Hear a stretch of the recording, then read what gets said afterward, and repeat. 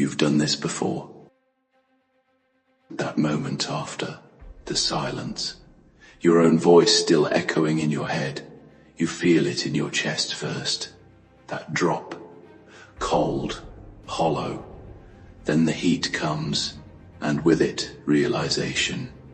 You did it again. You said too much. You showed too much. You gave them exactly what they needed. Proof. Proof that they can move you. And now you're stuck replaying it. Not what they said. What you said. The tone. The urgency. The way your voice changed when you needed them to understand. You've heard it before. You recognize it. That version of you. The one that shows up when something inside you feels threatened. You think you're standing your ground. But look closer. You're trying to be seen. Trying to be understood. Trying to be acknowledged. And that is where it starts to slip. Because the moment you need something from them, you've already given something away. And they don't even have to do much. Sometimes they say something small, calm, almost careless. Sometimes they say nothing at all. And somehow, that makes it worse. Because now it feels like you're the only one in it. The only one feeling it. The only one reacting. You think they're ignoring you. You think they're dismissing you. But what if they're just watching? Watching you do all the work.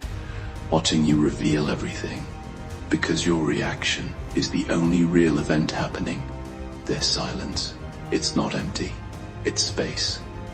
And you're filling it with explanation. With emotion. With effort. You think they created the storm, but you brought the thunder. They just opened the window, and then it hits you. Not immediately, but later, when everything is quiet again. This wasn't about the argument. It wasn't about what they said. It wasn't even about them. It was about that feeling, that need, the need for them to stop, the need for them to acknowledge, the need for them to validate that what you felt was real, that what they did mattered, that you matter. And that need is the trap, not something they said, something you built, carefully, repeatedly, and then walked into again. You tell yourself you're just passionate, that you don't let things slide, that you stand up for yourself. But be honest, look at the pattern. You react. They stay calm or distant. You feel exposed. Then regret comes, and you promise yourself, next time will be different. But next time comes and it happens again, because the trap is still there. You never removed it. You just hoped it wouldn't trigger. And here's the part most people don't see. Your reaction gives them information. Every time. It shows them exactly where your edge is, exactly what affects you, exactly how to move you. You think you're expressing yourself, but you're revealing yourself completely. And once something is predictable, it becomes controllable. Think about this. When you explain yourself, you believe you're gaining clarity, but what you're actually doing is giving control, because now your state depends on their response, whether they understand, whether they agree, whether they validate. And the moment your state depends on them, you're no longer in control. This is the shift, the real one. You don't lose control when they act a certain way. You lose it when you need them to act differently. That need is the problem, not them. You think silence is weakness. You think not reacting means losing. But silence isn't empty. It's controlled. It's you choosing not to feed something that doesn't deserve it. It's you seeing the trap and not stepping into it. Because here's the truth. When you don't react, nothing escalates.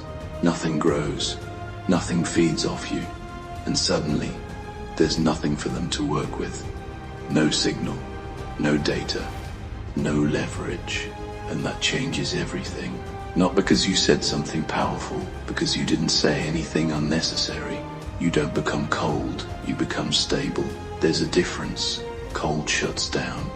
Stable stays grounded. You still feel everything, but you don't hand it over. You don't make it public. You don't perform it. That space between feeling and reacting, that's where control lives. And most people never reach it because they move too fast. They react too quickly. They never pause long enough to see it. But you can. You've already felt that moment before. That split second where you could have stayed quiet, but didn't.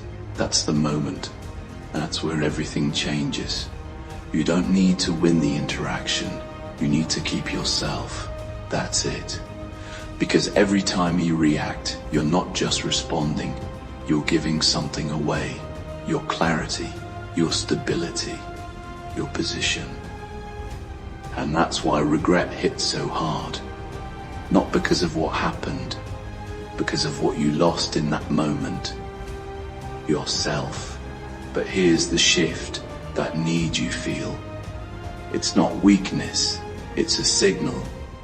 It's showing you exactly where you're not stable yet. Exactly where you still depend on something external.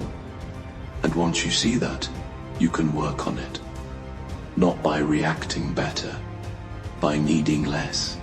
Because the less you need from them, the less control they have over you. You stop chasing understanding.